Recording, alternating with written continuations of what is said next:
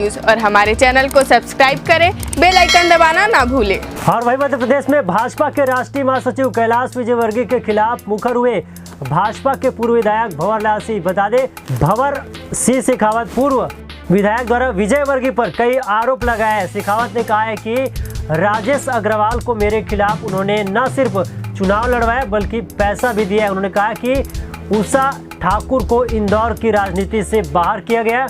सिंधिया से बदला लेने के लिए ही 5 सीटों के प्रभारी बने हैं विजय। उन्होंने कहा है कि सिंधिया और विजयवर्गीय की पुरानी रंजिश MPCA के चुनाव में 3 बार हार का बदला लेना चाहते हैं। तो ये बड़ी खबर निकलकर सामने आ रही है मध्य प्रदेश से, जहां पर भाजपा के राष्ट्रीय महासचिव कैलाश विजयवर्गीय के खिलाफ भाजपा के पूर्व विधायक भंवर सिंह शेखावत मुखर हुए हैं। उन्होंने कैलाश विजयवर्गीय पर कई आरोप भी लगाए हैं। विजयवर्गीय आमने सामने है, 8 पिपलियां उन्होंने ले ली, बदनावर उन्होंने ले ली, जिसके वो प्रभारी हैं।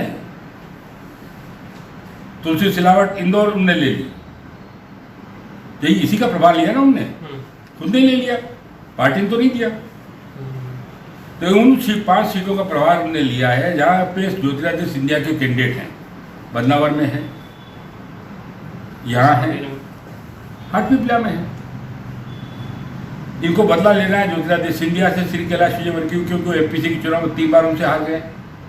अब ज्योतिरादित्य सिंधिया के कैंडिडेटों को हरा करके ये और ज्योतिरादित्य सिंधिया से बदला लेना चाहते हैं और पार्टी का नुकसान हो, इसकी चिंता तो कैलाश विजयवर्गीय ने कभी की नहीं। ये संदेश जो है मैं पार्टी को बता चुका हूँ, पार्टी के हाई फोरम पे बता चुका हूँ, संगठन में बता चुका हूँ, और अगर उसकी चिंता समय पे नहीं की गई तो बड़े नुकसान की तरफ कैलाश विजयवर्गीय इस पार्टी को ले जा रहे हैं। तो अगला कदम क्या आपका? हमारा कोई कदम नहीं, पार्टी में रह करके अपनी बात करना है, पार्टी का काम करना है, पार्टी को जिताने के लिए पूरी ताकत लगाएंगे। इसके बाद भी अगर कोई दुर्भाग्य किसी का होगा तो उसका तो कोई मेरे पास इलाज नहीं है। कैलाश में राजेश अग्रवाल को शामिल करा दिया। राजेश अग्रवाल को उन्होंने खड़ा किया था, शामिल क्या करा दिया? उन्होंने खड़ा किया, वो उन्हीं के द्वारा प्रायोजित आदमी था। और ऐसा उन्होंने यही नहीं किया है, इंदौर संभाग की बहुत सी सीटों पे किया। ऐसे उम्मीदवारों को उन्होंने पैसा देकर के सरकार को हराने का काम किया। तो ऐसा क्यों किया उन्होंने, जब आपके उनके संबंध सही नहीं थे कि जो आपको हराने के लिए? मेरे बहुत अच्छे संबंध हैं उससे, वो मेरे छोटे भाई की तरह है। तो संबंध हमारे खिलाफ नहीं है, ये उनकी मनोवृत्ति ऐसी है कि वो अपनी पार्टी के लोगों को हरा। संबंध तो मेरे आज भी बहुत अच्छे हैं। अपनी पार्टी को हरा करके खुश होने वाले कुछ लोग होते हैं, कुछ लोग अपनी पार्टी को जिता करके प्रसन्नता अनुभव करते हैं। शायद उनकी बड़ी कोई महत्वाकांक्षा होगी, शिवराज सिंह को हटा करके वो खुद एक बार मुख्यमंत्री बनना चाहते थे, ऐसा भी लोग मुझे बताते थे।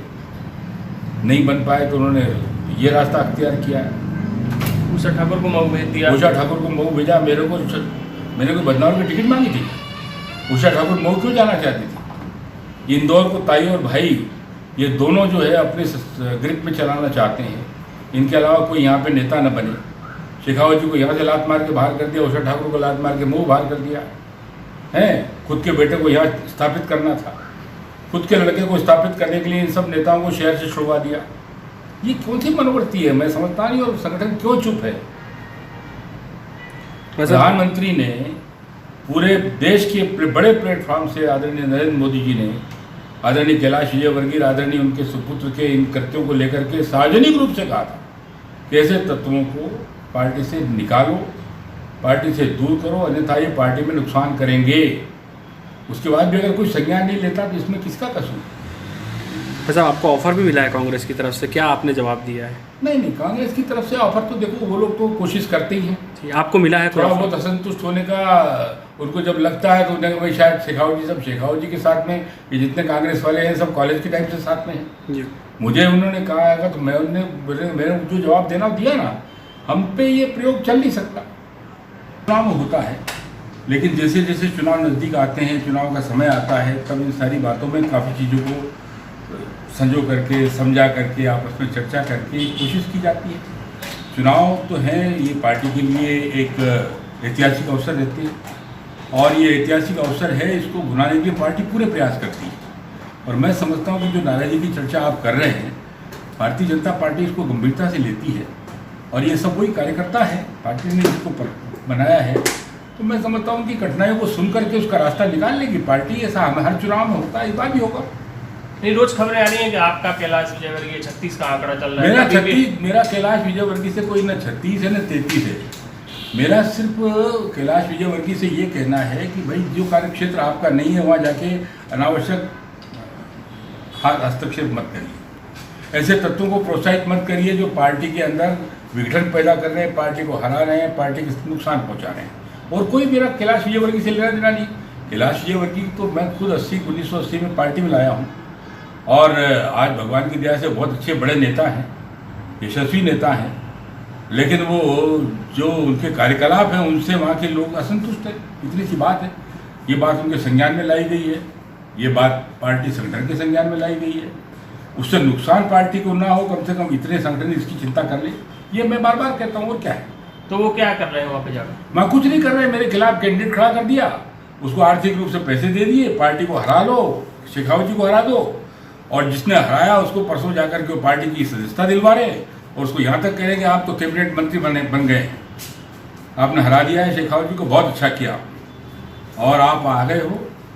आप पार्टी के अंदर जो लोग पार्टी को खड़ा करके अपने खून पसीने से जिंदा रख रहे हैं, जिनने पार्टी को बरसों जिताने के लिए मेहनत की है, कड़ी मेहनत की है, उनके सामने आप ये संदेश दे रहे हो कि पार्टी से जो खिलाफत करके चुनाव लड़ा है और जिनने पार्टी को हराया है उसको हम कैबिनेट मंत्री का दर्जा दे रहे हैं। तब से ये वहाँ जो वातावरण खराब हुआ है वो आगे आने वाले चुनाव में कष्ट तो देगा। निष्ठावान कार्यकर्ता सम्मान चाहता है, स्वाभिमान चाहता है, इसकी अपमान नहीं चाहता। अब पार्टी फोरम पे रखिए संगठन। पार्टी को बहुत पता है, पार्टी को पता है, पार्टी के सामने चर्चा हुई है। ये चर्चा में पार्टी में बता चुका हूँ, संगठन को बता चुका हूँ। अब ये पता नहीं कैलाश विजयवर्गीय जी के इस कृत्यों के ऊपर पार्टी क्यों चुप है, मुझे आश्चर्य है। लेकिन अभी समय रहते इस पर एक्शन लेना चाहिए, और नहीं तो इसके परिणाम जो है पार्टी को खराब दिखेंगे। हमें भी दुख होगा इस बात का। पार्टी का अगर नुकसान होता है तो कोई बहुत निष्ठावान कार्यकर्ता खुश होता है, ऐसा नहीं है। आप क्या चाहेंगे? मैं चाहता हूँ पार्टी वहाँ शाश्वत जिंदा रहे, पार्टी जीते। पार्टी की सरकार बड़ी मुश्किल से बनी है ना, कांग्रेस के इतने लोगों ने त्याग किया है तो सरकार बनी। अब इस सरकार को खोने में जो लगे हैं उन तत्वों को रोकना चाहिए। 5 सीटों का तुमको बताया, प्रभारी बनाया है तो वो जाएंगे वहाँ पे? मैंने प्रभारी को बता दिया है, प्रभारी की उपस्थिति में सब कुछ हुआ है। नहीं, 5 सीटों का कैलाश विजयवर्गीय 5 सीटें क्यों, 19 यहाँ तो 39 सीटें हैं। 5 सीटों का प्रभारी किन ने बनाया उनको? अगर 5 सीटों का उनको प्रभारी बनाया तो बाकी सीटों का प्रभारी कौन है? बाकी सीटों पर क्या होगा? ये प्रभारी जो बनाए गए हैं, इन्हीं 5 सीटों को क्यों बनाए गए?